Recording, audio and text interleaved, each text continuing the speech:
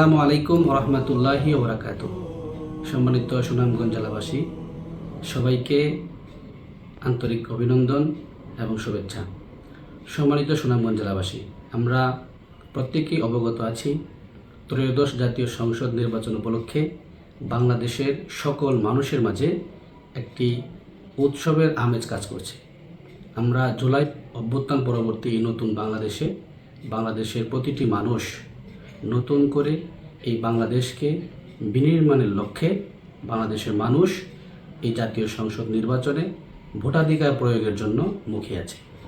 সম্মানিত ভোটারবৃন্দ, আমরা লক্ষ্য করেছি বাংলাদেশ একটি নতুন সূর্যোদয়ের সামনে দাঁড়িয়ে আছে।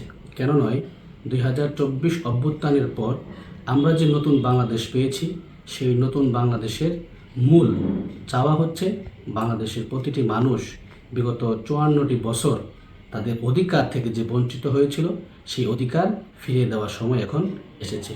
সম্মানিত সুনামগঞ্জের সচেতন ভোটারবৃন্দ, আমি অনুরোধ করতে চাই, আপনারা সকলেই জানেন বাংলাদেশে বিগত 54 বছরে যতগুলো ফ্রি অ্যান্ড ফেয়ার নির্বাচন হয়েছে, সেই নির্বাচনে দাঁড়িপাল্লার প্রতীকে যতজন এমপি মন্ত্রী নির্বাচিত হয়েছেন তারা মানুষের পক্ষে কাজ করেছেন।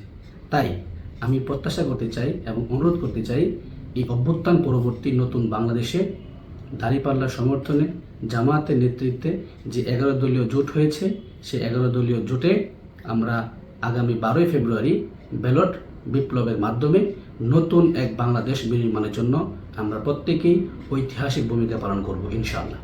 আমি সুনামগঞ্জ জেলার তরুণ ভোটার এবং সকল পর্যায়ের ছাত্র জনতাকে আন্তরিকভাবে অনুরোধ করছি, আসুন আমরা প্রত্যেকেই মিলে নতুন একটি বাংলাদেশ বিনির্মাণের জন্য ন্যায় এবং ইনসাফের প্রতীক দাঁড়িপাল্লায় ভোট দেওয়ার মাধ্যমে যোগ্য, সৎ এবং দেশপ্রেমিক মানুষের হাতে দেশের নেতৃত্ব তুলে দেওয়ার মাধ্যমে মানুষের অধিকার মানুষের কাছে ফিরিয়ে দেওয়ার জন্য আমরা প্রত্যেকেই ঐতিহাসিক ভূমিকা পালন করি। আল্লাহ তাআলা আমাদেরকে সবাইকে সেই তৌফিক দান করুন। সবাইকে আন্তরিক কৃতজ্ঞতা এবং মোবারকবাদ জানিয়ে আমি বিদায় নিচ্ছি। আসসালামু আলাইকুম রহমতুল্লাহি ওয়া বারাকাতুহু।